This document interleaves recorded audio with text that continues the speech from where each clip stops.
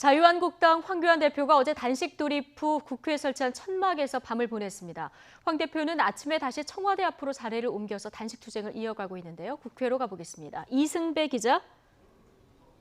네, 국회입니다. 네, 어제 천막에서 밤을 보낸 황교안 대표, 오늘 아침에는 다시 청와대 앞으로 갔군요. 예, 그렇습니다. 천막이 원래 국회 본청회 앞에는 계단 아래 마련됐고요. 원래는 청와대 앞에 설치하려고 했는데 경호 등 여러 문제가 있어서 부랴부랴 장소를 국회로 바꿨습니다. 어제 기온이 영하로 떨어지면서 상당히 추웠는데요. 황 전 대표는 외투와 모자를 쓰면서 천막에서 밤을 보냈습니다.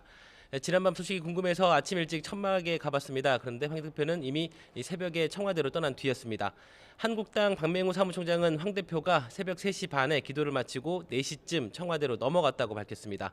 당 대표가 일찍부터 청와대 앞에서 단식 투쟁에 나서면서 정례적으로 하던 아침 회의 장소도 아예 청와대로 옮겨서 진행을 했습니다. 황 대표는 이 자리에서 정부가 지소미아 종료를 강행하는 것은 자해 행위이자 국익 훼손이라 행위라고 비판을 하면서 지소미아 종료 날짜가 눈앞에 다가와 국가 위기가 걱정돼 단식을 더 늦출 수가 없었다고 말했습니다. 그러면서 정부가 국민을 위해 위기에 빠지게 한다면 제1야당 대표로서 할 역할은 죽기를 각오하고 싸우는 것밖에 없다면서 끝까지 단식을 이어가겠다는 뜻을 밝혔습니다.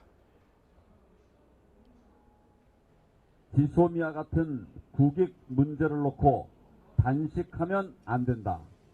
이렇게 했다고 합니다. 그러나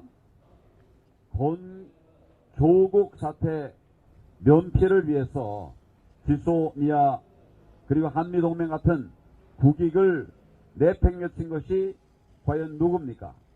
바로 문재인 정권 아닙니까? 황 대표가 단식 투쟁에 돌입하면서 아침 회의를 뺀 나머지 일정 대부분이 취소됐습니다.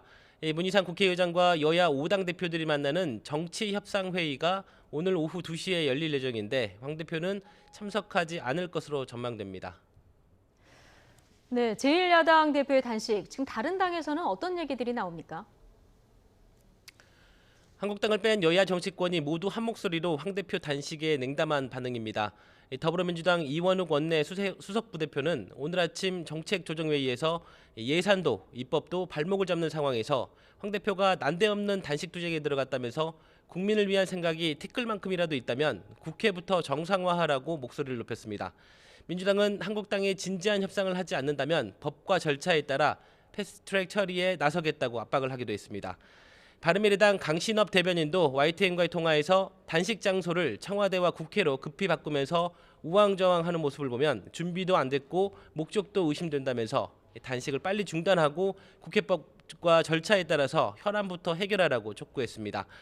민주평화당 정동영 대표 역시 과거 역대 야당 지도자들의 투쟁은 민주주의와 개혁을 위한 목숨을 건 투쟁이었지만 황 대표는 잘못된 전선에 몸을 던졌다고 꼬집었습니다.